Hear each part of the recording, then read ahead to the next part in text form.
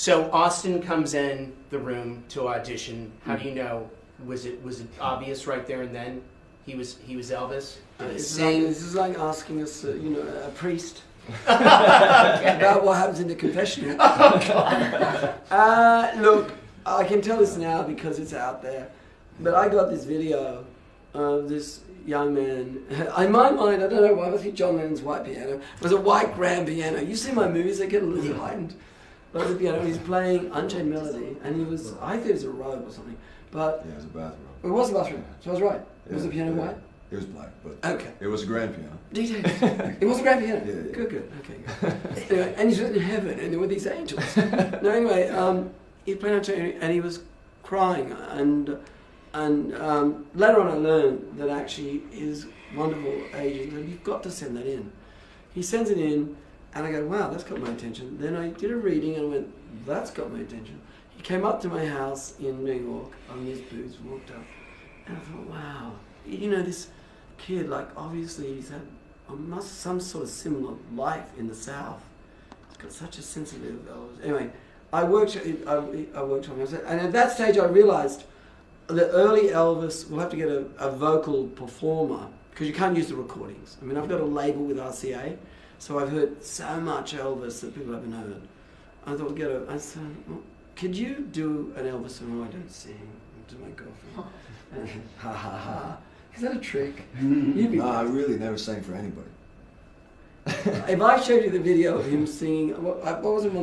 Was it? Well, the first one I came in and sang. But you're trying to get back to it. Well, I sang "Don't Be Cruel." Yeah. Well, I sang. Trying to get back to you. You trying to get back to you? Yeah. I sang, and like I was just, I'll be really honest. I can say this for him now. I embarrass him, but I was like, is this really happening? I really did. I mean, is this really happening? And for that moment on, actually, it wasn't about, getting him to get the gig. Any actor comes in my door, I don't do auditions, I do workshops, because I get a lot out of it. I try and get them the gig. But it was actually about kind of testing robustness, just trying to start the training process to see would anything crack, Did anything crack? Only barely.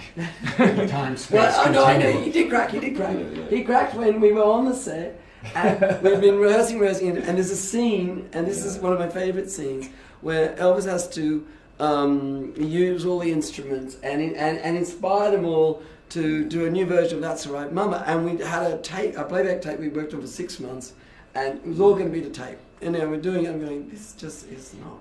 I don't go like, this isn't working, I said, there's something missing here. I said, look. These are all musicians here. All the things have been muted. What if we unmute it and you just do it for real? And he never. Yeah, that's one of my favorite scenes. He never says no. He's never like fearful. I never see the fear. I got 3 actors here. He said, they watch this, and he goes and says, I could see him hyperventilating. Listen. I promise, if it's garbage, I'll throw it away. We'll look at it and then we'll throw it away.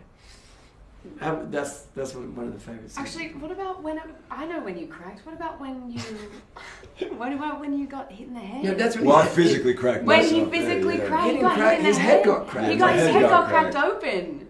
Yeah. With the throwing of the guitar. During the montage, the Burning Love montage, Elvis used to do this thing where he'd stand on stage and throw the guitar backwards, and Charlie Hodge would catch it. And but we were changing jumpsuits rapidly, and I put one on I never tried the cape on before, the heaviest cape. And as I brought the guitar forward, the cape came around and caught the guitar. So when I went to throw it back, and I'm trying to launch this guitar, it caught the cape, so I tilted the guitar and smashed my face with this guitar. I did have to get stitches, yeah. And then threw the guitar, he caught it. We kept going, I was seeing stars, finished the rest of the song, and I go, let's do another one.